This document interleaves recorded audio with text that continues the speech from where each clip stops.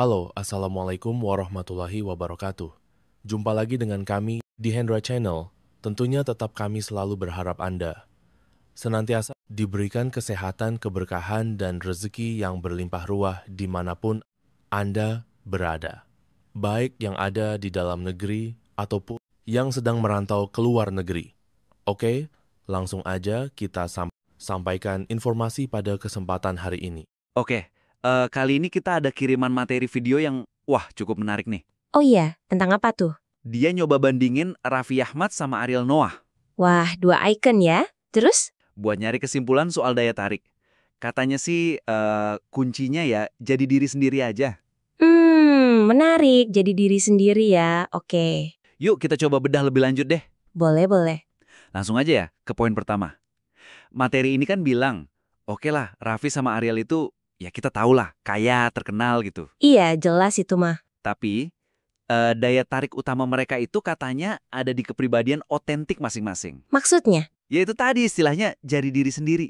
Gimana tuh menurutmu? Begini, analisis soal faktor kesuksesan mereka ini sebenarnya bisa lebih kaya loh kalau kita lihat, pengaruh faktor eksternal kayak status dan kekayaan itu secara lebih berimbang, gitu.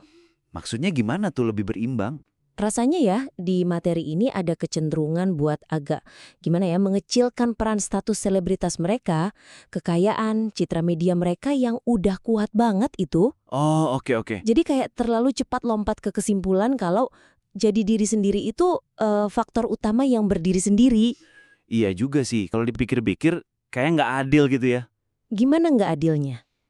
Ya bilang ke orang biasa yang penting pede jadi diri sendiri, padahal modal awal sama panggungnya Raffi Ariel ini kan, wah beda banget sama kita-kita. Nah, persis. Kelemahan utamanya di situ menurutku. Kesimpulan kayak gitu tuh, berisiko banget menyederhanakan realitas yang kompleks buat penonton. Betul. Kita tahu lah ya kan, popularitas masif sama kekayaan itu bukan cuma bonus tapi bisa jadi fondasi kuat yang ikut ngebentuk gimana kepribadian mereka diterima publik. Kalau ini diabaikan ya pesannya jadi kurang membumi aja gitu. Oke, masuk akal. Terus sarannya gimana dong? Biar lebih pas, biar nggak terlalu nyederhanain gitu. Saran saya sih, coba akui dan integrasikan pengaruh faktor-faktor eksternal ini secara lebih kelihatan dalam narasinya. Diintegrasikan gimana maksudnya? Jangan dipisah gitu seolah-olah kepribadian jalan sendiri, status jalan sendiri. Justru tunjukin gimana kepribadian mereka, mau itu gaya supelnya Raffi atau katakanlah aura misteriusnya Ariel, itu nyatanya saling terkait. Bahkan mungkin makin kuat efeknya karena status selebritas mereka itu. Oh, jadi kayak saling ngaruh gitu ya? Keduanya itu seringkali kayak simbiosis mutualisme gitu, saling nguatin. Bisa kasih contoh lebih jelas nggak gimana interaksinya itu? Biar kebayang? Bisa banget. Coba kita lihat Raffi Ahmad ya. Sifat ekstrovertnya yang kelihatan banget itu kan? Iya, rame banget ya. Nah, itu jadi aset luar biasa buat dia bangun jaringan bisnis sosial yang luas banget kan? Ditambah lagi citra publiknya yang ya ampun super ramah, gampang deket sama siapa aja. Betul. Nah, popularitas sama penerimaan publik ini yang jelas banget dibantu sama status selebnya dia itu. Akhirnya balik lagi memperkuat citra positif dan ya daya tariknya dia. Jadi ekstrovertnya dia itu bekerja lebih maksimal karena ada panggung ketenarannya gitu ya? Tepat, ada platformnya. Oke. Terus kalau Ariel gimana? Atau kita lihat Ariel Noah. Aura misterius atau kalemnya itu Ya kan kesannya gitu ya? itu jadi makin menarik dan bikin penasaran justru karena dia seorang bintang rock terkenal yang jarang banget ngumbar kehidupan pribadinya di medsos atau infotainment. Beda sama Raffi kan? Iya, kontras banget ya. Kemampuan buat jaga privasi sambil tetap dipuja-puja, itu kan sebuah kemewahan yang nggak gampang dimiliki orang biasa. Orang biasa kalau coba-coba jadi misterius, terlalu misterius gitu, Malah dianggap aneh atau nggak asik kali ya? bisa jadi. Jadi misteriusnya Ariel itu works, salah satunya ya karena ditopang status bintangnya dia. Intinya sih jelaskan kalau kepribadian dan konteks sosial ekonomi itu seringkali ya dua sisi mata uang yang sama lah, saling memperkuat. Ah, oke. Mengakui ini bikin analisisnya lebih jujur dan lebih lengkap aja rasanya. Oke. Masuk akal banget sih kalau dilihat dari sudut pandang itu. Jadi faktor luar itu bukan cuman hiasan, tapi ikut main peran penting ya. Oke. Nah, ngomongin pesan intinya nih. Materi ini kan ngasih wejangan ke penonton. Intinya, jadilah diri sendiri. Hmm, Mau kayak Raffi yang rame, atau Ariel yang kalem, yang penting maksimalkan potensi diri. ya, itu pesan umumnya ya. Ini juga menarik buat kita bahas lebih dalam nih kayaknya. Ya, setuju. Soal nasihat inti untuk menjadi diri sendiri ini rasanya perlu pendalaman makna biar lebih praktis. Dan nggak cuma jadi klise doang gitu. Nah, itu dia. Ini poin krusial menurut saya sih. Betul banget. Sering banget kan dengar nasihat begitu? Tapi terus bingung, Bingung gimana? jadi diri sendiri itu gimana caranya? Apa artinya kita pasrah aja, nerima semua sifat kita? Termasuk yang mungkin nyebelin atau malah bikin susah dapat pasangan, gitu. Haha, iya tiga ya. Terus, maksimalkan diri itu apanya yang dimaksimalkan? Kayak nggak ada panduan jelasnya gitu loh. Mengambang banget. Itu dia kelemahannya. Materi ini menurutku ya belum ngasih gambaran konkret gimana cara melakukannya. Nah, itu dia. Batasan antara otentisitas jadi diri sendiri yang asli sama pengembangan diri usaha buat jadi lebih baik itu jadi aduh kabur banget. Iya, ya. Penonton bisa jadi bingung kan, langkah apa sih yang beneran bisa diambil setelah denger ini? Jangan-jangan malah jadi alasan buat nggak mau berubah sama sekali. Dengan dalih, ya gue emang begini orangnya, jadi diri sendiri dong. Gitu kan? Wah, bahaya juga ya kalau salah interpretasi begitu. Jadi, gimana baiknya biar nasihat ini lebih kena dan bisa dipraktekin? Biar lebih nendang ya, perlu elaborasi lebih lanjut soal apa arti memaksimalkan diri dalam konteks daya tarik ini. Penting banget, ini penting banget. Buat bedain antara mempertahankan inti kepribadian yang asli, Kayak nilai hidup gitu ya, temperamen dasar. betul, dengan upaya sadar buat ngembangin keterampilan sosial, cara komunikasi yang efektif, atau aspek diri lain yang bisa ditingkatkan. Tanpa harus ngerasa jadi orang lain atau mengkhianati diri sendiri gitu. Ah, oke. Pengembangan diri itu nggak harus berarti ganti KTP kepribadian kok.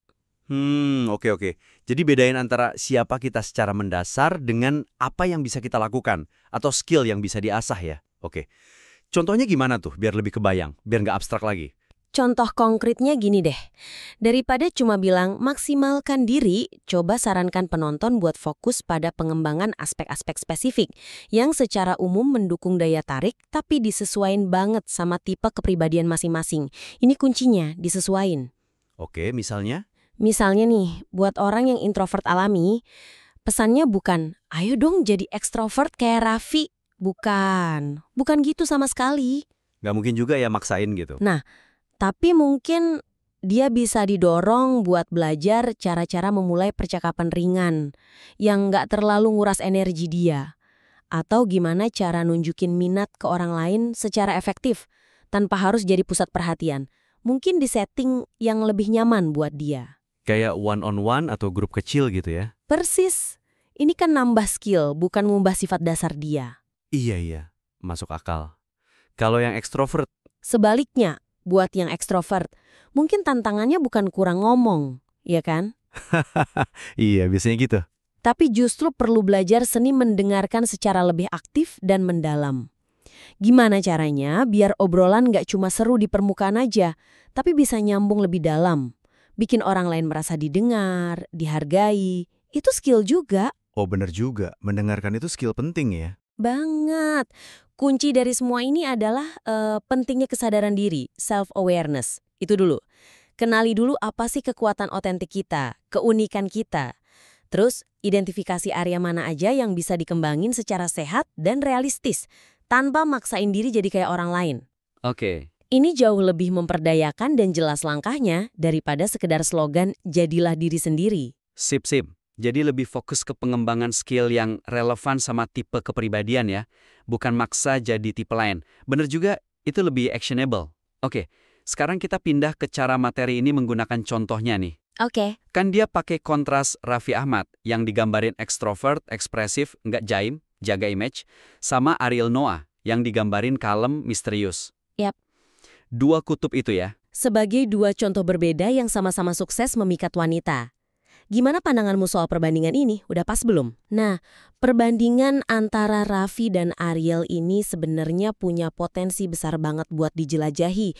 Tapi Tapi, sayangnya, analisis perbandingannya bisa digali lebih dalam lagi, melampaui sekedar label kepribadian umum yang disajikan. Maksudnya begini, Gimana tuh maksudnya melampaui label umum? Kurang dalam gitu? jadi kelemahannya adalah perbandingan yang dibuat itu rasanya ya masih di permukaan banget. Oh gitu. Kita cuma dikasih label umum. Raffi itu ekstrovert, ekspresif, nggak jaim. Ariel itu kalem, misterius. Udah, seringkali berhenti di situ aja. Belum ada analisis yang lebih dalam tentang perilaku spesifik apa atau kualitas teramati apa di balik label-label itu. Kualitas yang bikin mereka beneran menarik di mata orang lain gitu ya? Tepat. Jadi nggak cukup cuma bilang, oh dia ekstrovert makanya menarik, atau oh dia misterius makanya menarik. Iya. Lalu digali lagi apanya dari keekstrovertan atau kemisteriusan itu yang bikin menarik gitu ya? Tepat sekali. Penggunaan label umum kayak gitu meskipun gampang dicerna ya, Iya sih, simple. sebenarnya ngurangin potensi pembelajaran konkret buat penonton.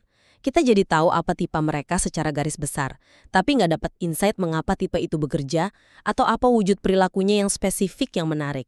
Jadinya kurang bisa dicuri ilmunya gitu. Oke, paham. Terus sarannya gimana biar perbandingan ini lebih dapat pelajarannya? Biar lebih ngena?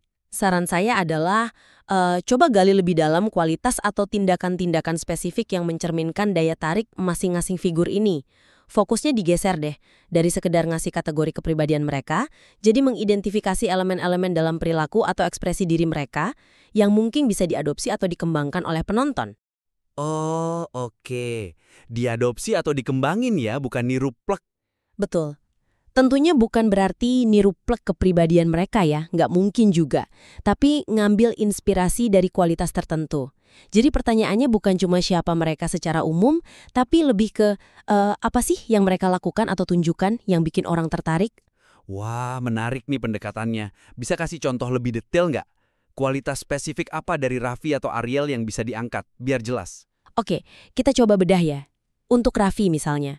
Daripada cuma berhenti di label extrovert, analisisnya bisa menyoroti hal-hal yang lebih spesifik dan bisa diamati. Contohnya?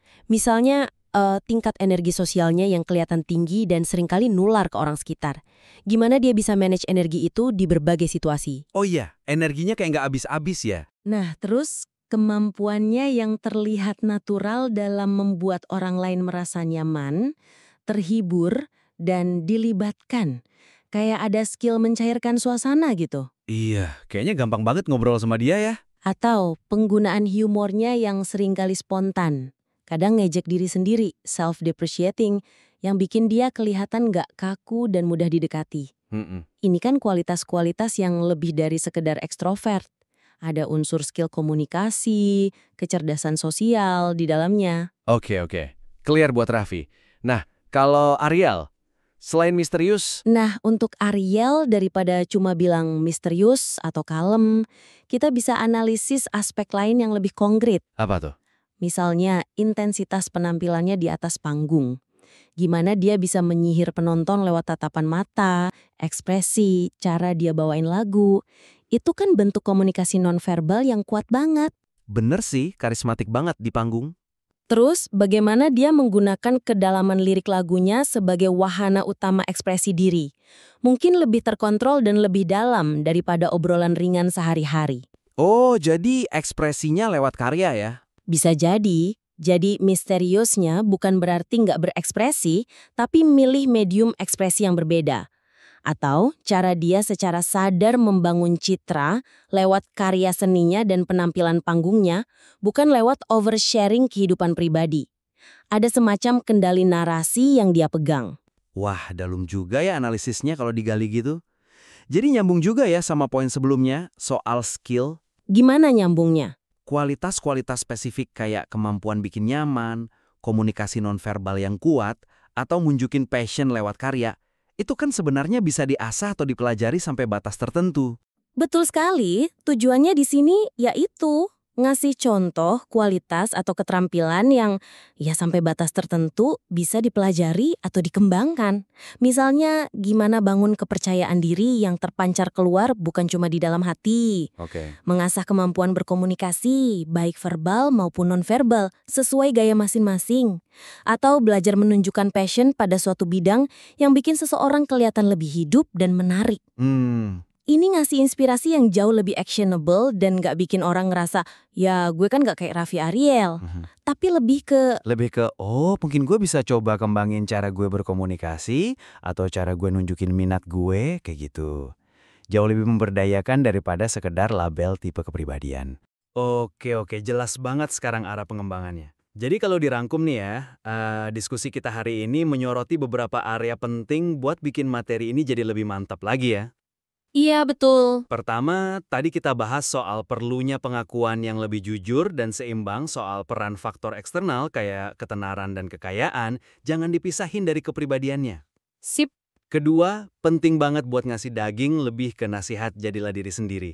Harus dijelasin lebih dalam artinya apa, dikasih panduan praktis gimana memaksimalkan diri itu. Biar nggak cuma jadi slogan kosong ya. Betul, perlu dibedain mana inti diri, mana skill yang bisa dikembangin.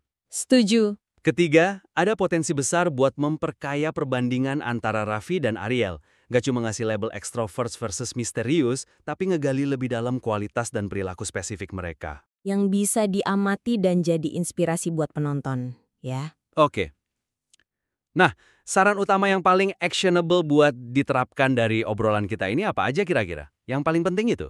Intinya sih, pertama, coba revisi narasinya biar lebih mengakui kompleksitas faktor daya tarik, termasuk konteks sosial ekonomi, lalu kasih contoh-contoh konkret gimana cara memaksimalkan diri sesuai tipe kepribadian, fokus ke pengembangan skill atau kualitas spesifik yang relevan. Oke. Dan terakhir, pas nganalisis Raffi dan Ariel, fokus ke kualitas atau tindakan spesifik mereka yang bisa jadi inspirasi nyata, bukan cuma ngulang label kepribadiannya.